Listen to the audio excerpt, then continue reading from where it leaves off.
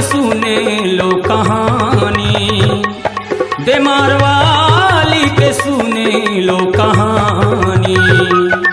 महामाया की सुने लो कहानी बीमार वाली की सुने लो कहानी। महामाया के सुने लो कहानी बीमार वाली के सुने लो कहानी।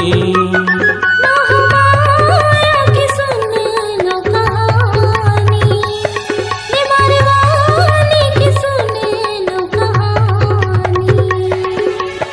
तोरे जसला गावत हावे तोरे जसला गावत हावे देवे ऋषियो ज्ञानी ज्ञानी ज्ञानी।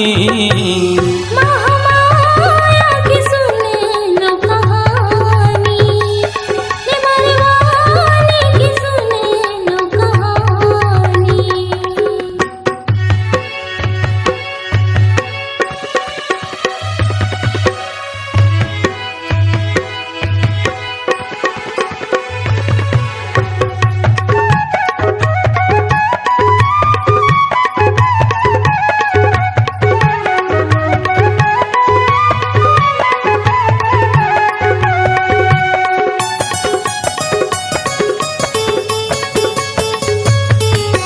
गाँवे मारी से एक झन कुम्हरा माटी चिखला के सनैया।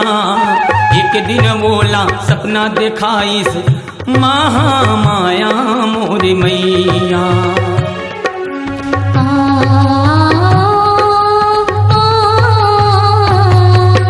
कुम्हरा भैया मन मा सोचिस गाँवे मायापन बताइस। गाँव के सियान जमुनर नारी एक जगह सकलाई।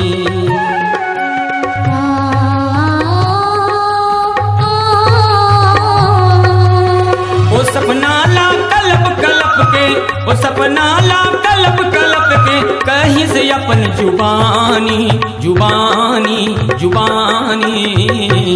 महामाया की सुने लो कहानी बीमार वाली की सुने लो कहानी।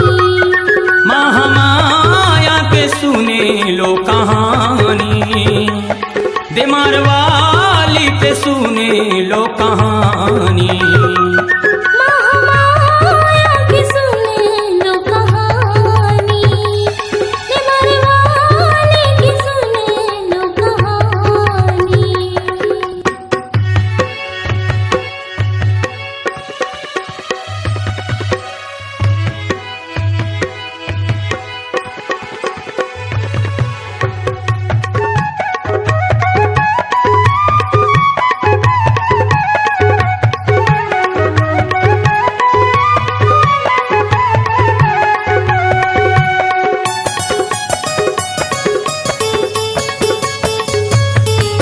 महामाया मोल सपना दी से नहीं तोरे अंगना खिलैया।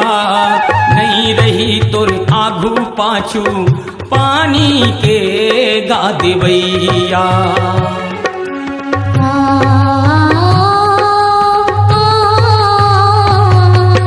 मैं तोर दाई डबरा परे हूँ नहीं कोनो पूछैया। तही हंस दुलरवा बेटा मोरे लाज रखैया।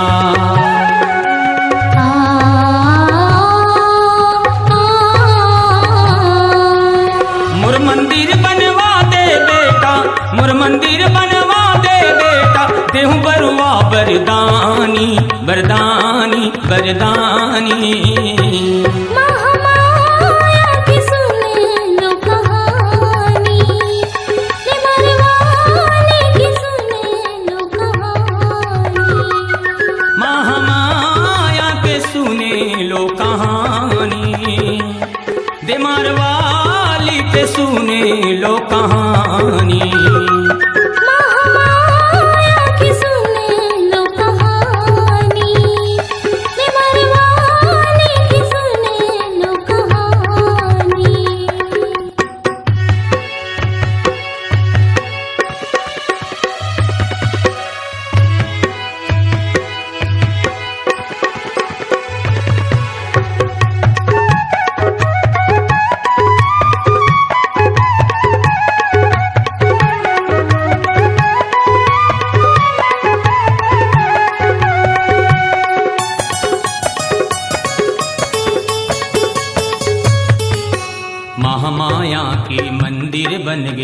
सपना पूरा हो इसे बेटा मिल गे छोटकुन सुघर कुम्हरा आशीष पाइस।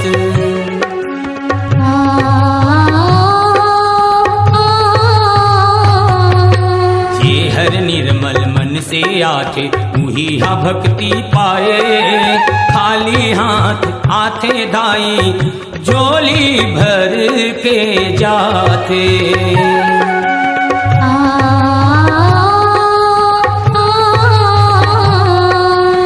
गुन गावे तोर महामाया, गुन गावे तोर महामाया, मिलके जम्मू परानी परानी परानी।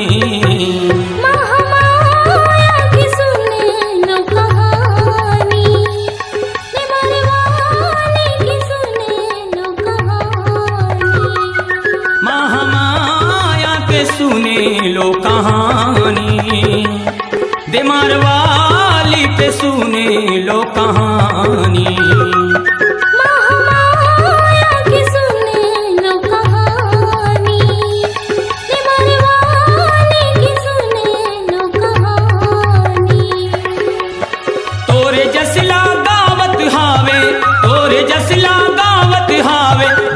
ऋषियो ज्ञानी ज्ञानी ज्ञानी।